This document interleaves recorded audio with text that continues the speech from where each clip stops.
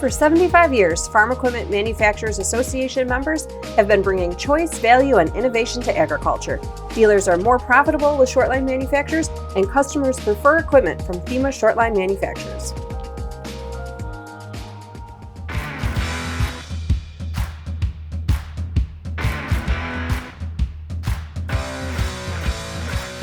So here today we'll now recognize Richard Unverferth. And we've got 3 family members here on his behalf today. Finding a solution to a problem on the family farm is how Richard Unverferth and his dad, Lawrence G. Unverferth, entered the ag equipment business in 1948, right from their Toledo, Ohio farmstead, and did so thanks to family members cashing in on their war bonds.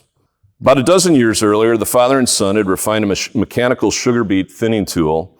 They patented the beet blocker, and it was the first product the family created together. The first product manufactured by the Unverferths were combine shucker door control levers for Massey Harris combines. After building enough to fill the trunk of his car, Richard set off across the Midwest, peddling them to farmers. The Unverferths then used the proceeds to secure more raw materials for the next truckload of products, hit the road, and do it all again. But the permanent dent Unverferth would make in the ag equipment universe came in 1949. Seeing a need to increase flotation in wet fields and better use the available tractor horsepower, the Unverferths developed the first bolt-on tractor dual tractor wheels using a cast hat-style extension to attach the dual wheels to the drive wheel weight holes.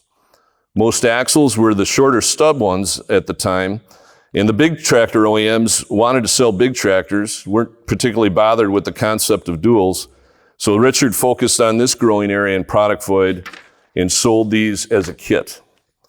The majors then tried to void out the warranties if the duals were added, but eventually they worked this out. The majors got out of the way and on board because dual wheels were good for the industry. In addition to the dual extensions, the still on-the-farm manufacturer also began building dual wheels. In the late 60s and early 70s, Unverferth began to expand significantly, entering grain handling business and later tillage.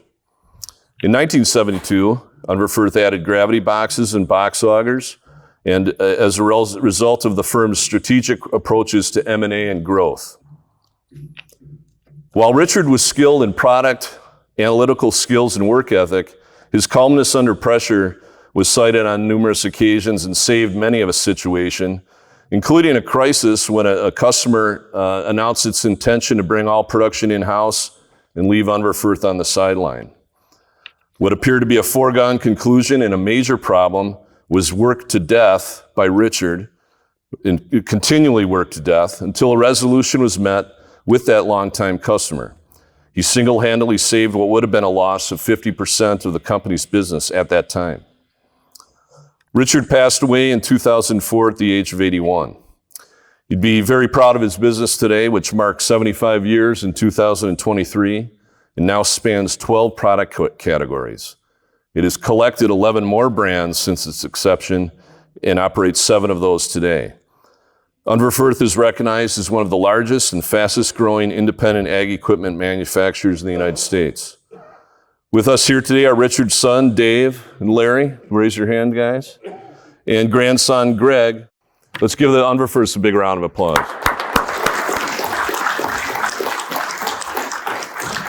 I'm Larry Unverferth. I'm the second generation. I'm the president of Unverferth Manufacturing. My location is in Toledo, Ohio. We've got facilities. We've got 2 facilities in Ohio, Delphus and Colida. We've got a facility in Shell Rock, Iowa. We have just acquired Orthman Industries. So we've got 2 more facilities in Lexington, Nebraska. He would have been truly humbled, for sure. But he would have also said, and we say this to this day, is without the people, that we have had, present, past, and present, then none of this would be possible. Our growth we would not be here today. So yeah, he would really drive that point home. Dad was he was a very good listener. That's probably his strongest quality. He was a good listener. he understand the market space. He understood how to sell. He put a lot of us in charge of the manufacturing side of things, and it worked very well. And actually, myself and my brothers have all come up through the manufacturing ranks. Yeah, I would say in the early 80s when the ag market really took a hit, 1981, 82, right in there. We had made the decision then that we were going to continue to expand and to acquire, to grow, whether it's organically or through an acquisition. And that's really what propelled us. You kind of stated it in your briefing there today, when Dad and them come out with the dual wheel concept, and the majors wanted nothing to do with that. They were worried about transmissions or axles, you name it, right? He knew it was the right move, and he pushed all the right buttons and talked to all the right people and kind of made it happen. Well, I would just like to reiterate, that we are very humbled for this, and likewise for we're excited for the other folks that have been elected into the Hall of Fame. It's been a lot of hard work. Those guys back in the day, but I'd say back in the trenches, they ate, drank, slept it. They were on the road. He was on the road more than he was home back in those days, and that work ethic was passed on to us and the folks that have worked for us in the past. He would really reiterate the importance of our people, and that's really what we do. We are constantly reminding folks that none of this is possible without good people.